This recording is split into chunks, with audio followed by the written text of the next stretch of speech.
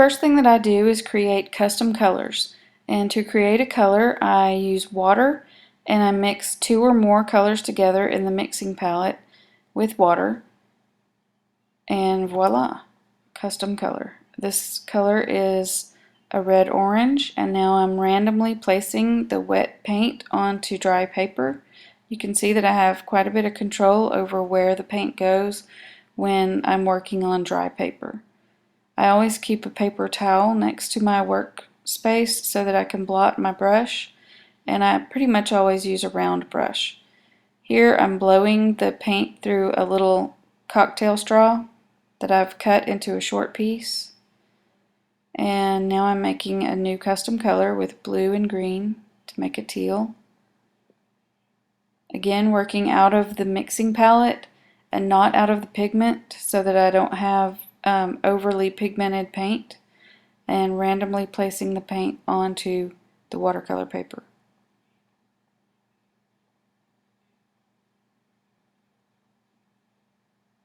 This next technique is using salt, and it only takes a very tiny little bit of salt in the wet paint on the paper. You just kind of sprinkle it in, and then you let the paint dry, and when the paint is completely dry, you remove the salt.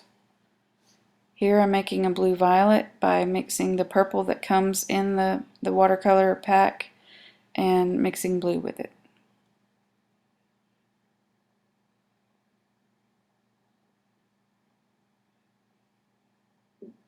Randomly placing my color on my paper. Still working with wet paint on dry paper. When I'm working with wet paint on dry paper, I can leave white spots. I think it's important to leave some white spaces, especially since we're going to draw on this later. And the next technique is to just drop some rubbing alcohol into the paint while it's still a little bit wet. And I'm doing this with a Q-tip. You can also use a dropper bottle, or if you have like a little mini mister, you could do that. You could also flick the alcohol onto the paper like with a toothbrush or a stiff paintbrush. Making another custom color with green and yellow. And the next technique is wet on wet, so I'm using some clean water and making a wet area on the paper, and then I'm just going to drop some watercolor into that area, and you can see that when you paint wet paint on wet paper, it blooms out and the paint spreads, except for those 2 little dots where the paper was still dry. Now I switched to a stiff brush.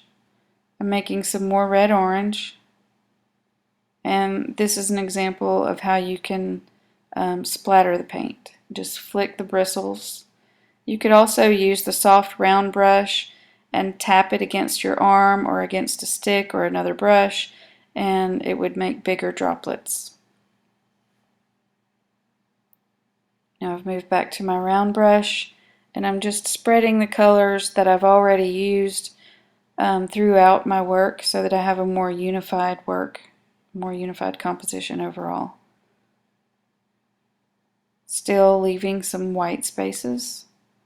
I want to keep painting until I've covered approximately 3/4 of my paper, and I'm just choosing the techniques that I like the most and adding those in. Since I made this video, I've added a lot of different techniques, and I have not made another video yet. Maybe one of these days I'll get motivated to do that.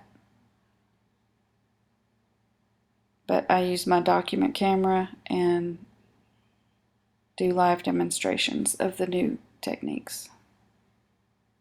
Did some more moving the paint with a straw.